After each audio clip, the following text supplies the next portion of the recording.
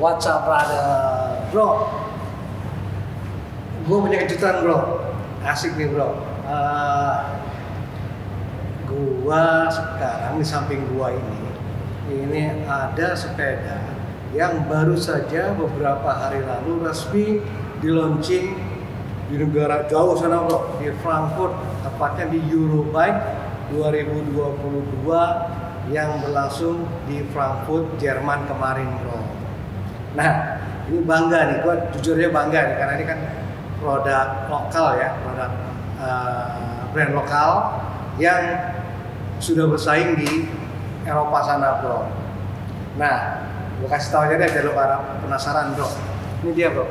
Ini Patrol E7 baru aja fresh from the oven. Bener-bener baru bro, baru berapa hari bro. Udah ada di depan gue bro. Nah, sekarang bersama gue ada Om Yongki nih sebagai coachnya Patrol ya. Kita tanya ke Om Yongki, apa aja sih yang baru dari E7 ini?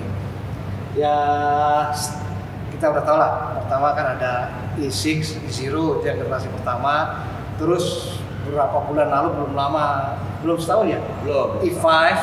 Nah ini sekarang yang paling hangat, paling baru E7 bro. Nah pertanyaannya langsung, Om, di E7 ini apa aja yang baru? Apa aja sih yang teknologi baru yang ada di sini? Oke, kalau dari Patrol di sepeda e-bike ini kita bisa bilang di generasi ketiga. Ya.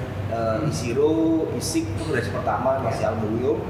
Kemudian E5 yang kita launching tahun lalu itu mulai ada karbon. Mesin belakang masih aluminium ya. Oh, segitiga. Betul.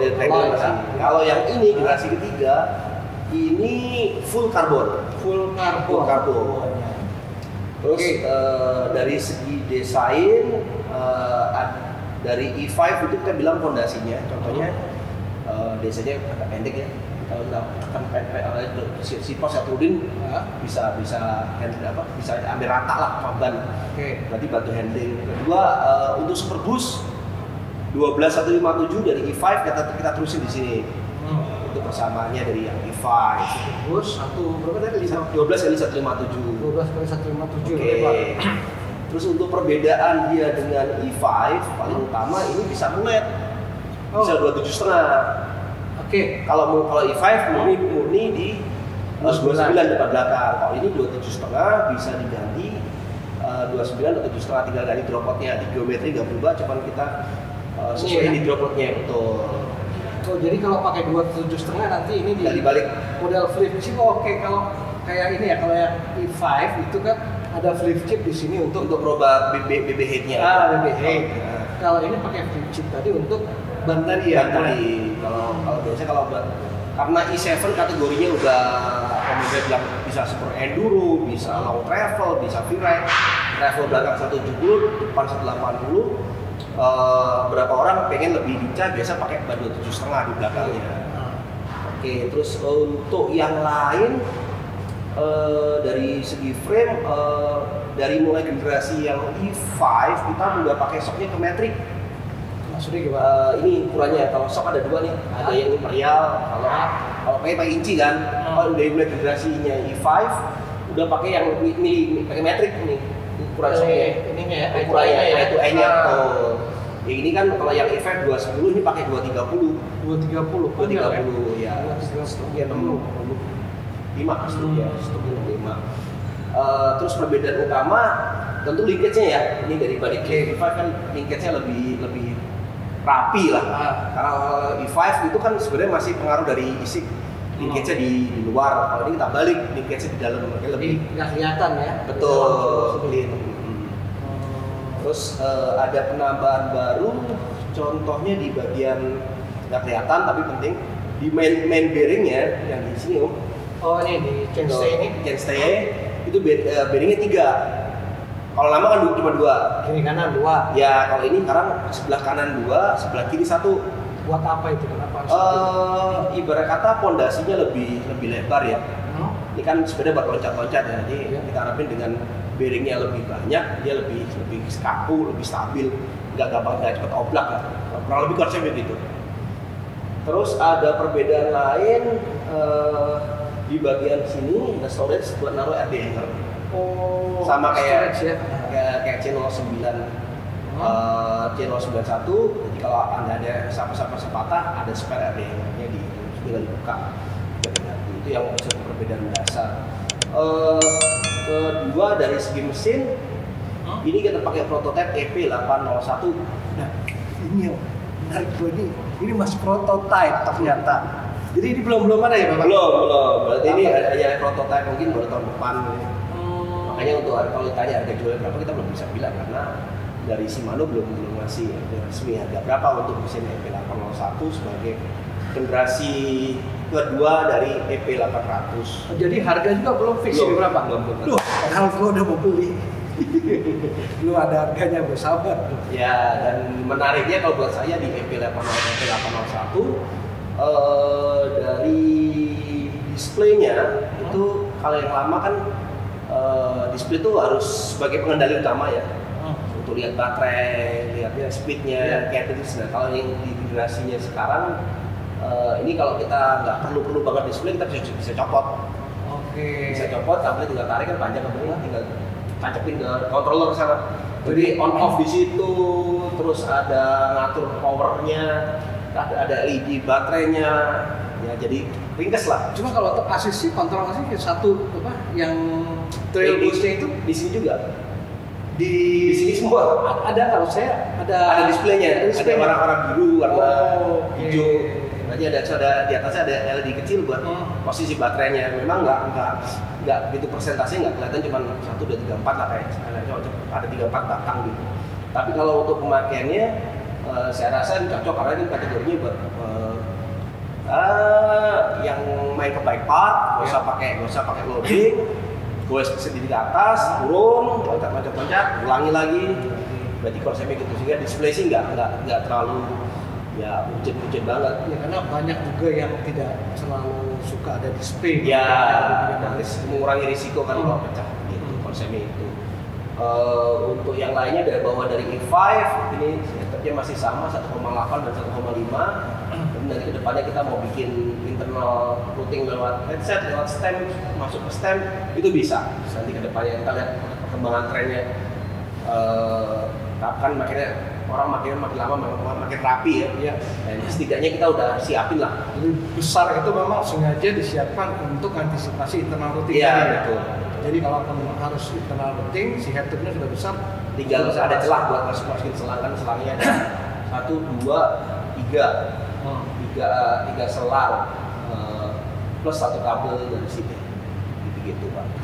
230 panjang juga ya. Betul, karena travel guarding 170 dan untuk kinematiknya kita punya konsultan di Eropa untuk membantu kita untuk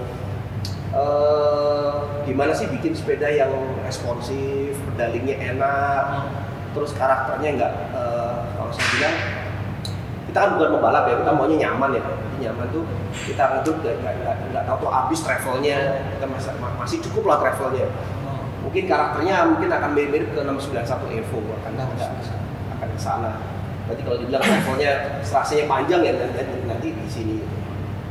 Ya, yang saya penasaran sebetulnya si EP801 ini ya, performanya mungkin ya belum bisa kita bahas karena belum coba ya. Belum. Tapi spek di atas kertasnya bagaimana? Apakah torsinya lebih besar dari yang EP8? Kabarnya begitu kabarnya. Dan torsinya lebih besar, kemudian karakter tenaganya lebih linear ya. Jadi kita nggak perlu banyak main shifting ke bus di trail itu cukup. Iya.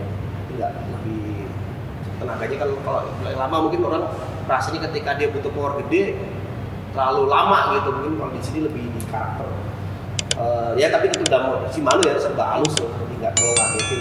Di atas kertas berapa torsinya? Kalau yang EP8 85 misalkan? Biasanya gosipnya bisa di atas 85, gosip cuma belum tahu official lah kan, karena kan masih posisi motor masih di lock kan. Belum. Kalaupun ini nyala, cuma ya nggak cuma 50%. Dan Shimano nggak terlalu nyaranin buat dipakai loncat-loncat, kalau buat naikin biasa sih bisa. Kalau buat loncat-loncat mungkin masih prototipe. Kalau untuk baterainya? Baterai sekarang masih 630 ya. Sama, Cuman dengan pengembangan di softwarenya dia lebih efisien lah. Itu 630 tapi nggak cepat habis. Shimano juga kan? Shimano, ini full Shimano. Shimano ya. Kalau yang E6 kan Simplo. Ini kan yang mulai E5 udah. E5 ini udah ada ini baterainya juga beda dari yang E5 ini generasi baru. Wah, kira-kira apa yang baru yang ditawarkan Shimano di EP801 ini selain tadi display, terus torsi yang lebih besar, ada apa lagi kira-kira yang di softwarenya dia akan lebih bilang tadi lebih efisien lah penggunaan baterainya. Terus salah satu pengembangan kedepannya si Shimano ini bisa apa ya, data sharing ya dengan berbagai aplikasi Garmin dia bisa connect lah, bisa untuk membaca data-data dari pihak ketiga. Terus ada standar baru CAN bus, jadi standar otomotif buat kalau tambah aksesoris macam-macam dia bisa membaca. Karena kan basic dari EP801 nanti bisa masuk ke yang XT, dia itu 12 speed ya. Yang fitur bisa itu nanti? Ya, nanti pasangannya akan ke sana yang auto shifting itu. Kalau ini sekarang dipasang di A2 bisa nggak? Di A2 yang baru bisa, tapi belum keluar. belum terima barangnya. Bukan, kalau yang baru kan kemarin di situ ada transmisi juga ya, Pak. Kalau nggak salah dengar itu ada yang sudah built-in gearbox di sini. Itu Shimano enggak. Mungkin kalau merek lain ada yang bikin yang internal gearbox, tapi Shimano sih enggak. Karena Shimano konsepnya dia akan kombinasi dengan RD dan kasetnya. Oke, jadi tetap transmisi di sini gearbox, di sini tetap ya. Ya cuma di dalamnya kan konstruksinya si motor Shimano kan ada kayak free wheel-nya gitu. Berarti kalau saya tangkap sih ketika kita speednya turun dan ketika kita ketemu nanjak dia akan melakukan pre-shifting, berarti sebelum kita nanjak dia udah nyiapin gear yang kira-kira sesuai. Tapi itu dengan di sini kan, di itu tadi kan, bukan di sini pre-shiftingnya kan di sini ya. Di situ. Cuma dia baca sensor dari torque, dari cadence, speed sensor sama speed elevasinya. Berarti harus ada sensor dong di sini yang mengirim sinyal ke RD gitu. Iya. Akan ngobrol mereka.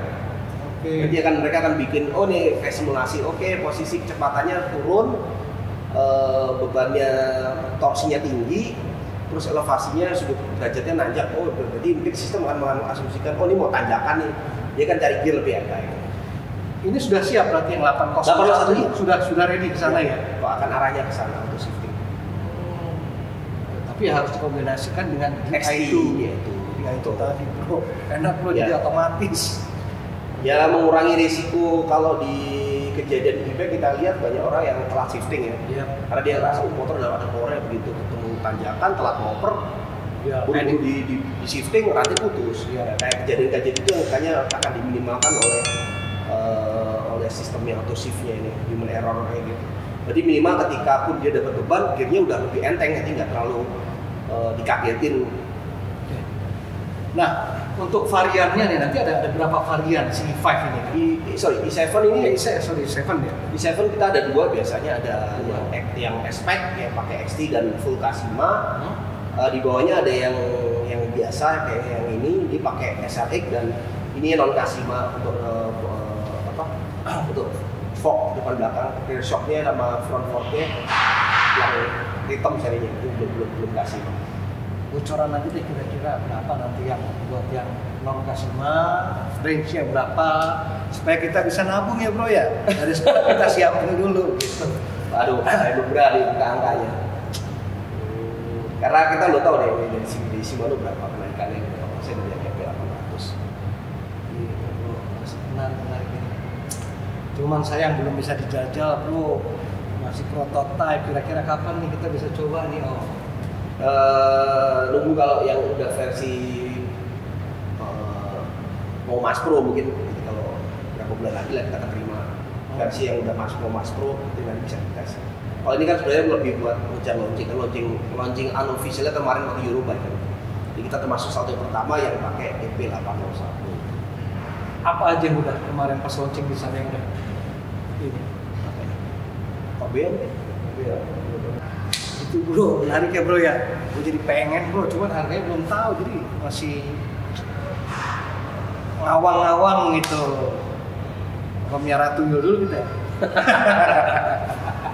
Main kripto. Nah gitu bro. Oh satu lagi gue belum tanya. Untuk speknya yang lain-lainnya tadi apa? Sama aja ya, i5 ya?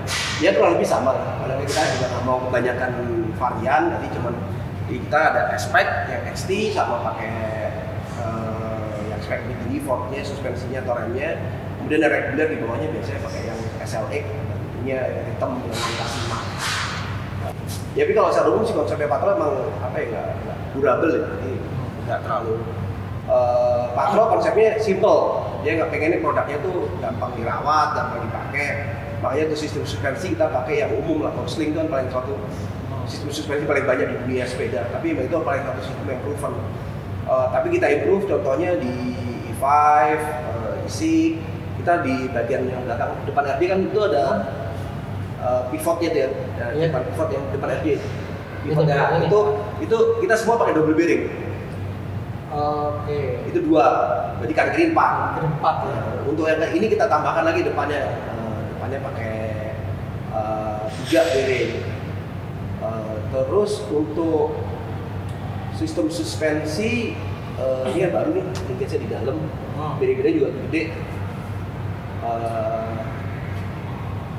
Dalam dia baru kelihatan. Terus satu lagi kelebihan yang E7, dia dibanding E5 karena travel lebih panjang dan lebih tipis. Ini bisa botol gede, botol yang normal 650 ml nggak mentok. Botol memang masih. Ya kalau yang E5 versi botol mesti yang kecil. Terus kayaknya memang lebih dompetnya ini buat baterai kayaknya lebih kecil, lebih pipih. Apa hanya pandangan saya kayaknya lebih kecil ya? Dari cover baterai, kalau yang E7 dia covernya sampai ke atas bawah, kalau ini karbon rata tuh. Ini rata nempel ke film. Iya, pinggirannya. Iya betul, kalau yang lama kan lebih lebar. Iya, melisnya di luar film ini bikin rata. Oh itu kayaknya. Iya, visualnya lebih kecil. Padahal nggak ada perbedaan. Cover dua dari bentuknya dipin, bentuk pipa di top tubnya dipin, tapi ruang cengkungan di sini. Ini kelihatannya lebih tipis. Nah, itu aja bro. Kita ngobrol-ngobrol si E7 ini, semoga kita bisa segera cepat-cepat nyobain bro. Oke? Tetap ikuti di Bike TV. Jangan lupa untuk like, subscribe, comment, share, dan nyalakan tombol lonceng. Sampai jumpa bro.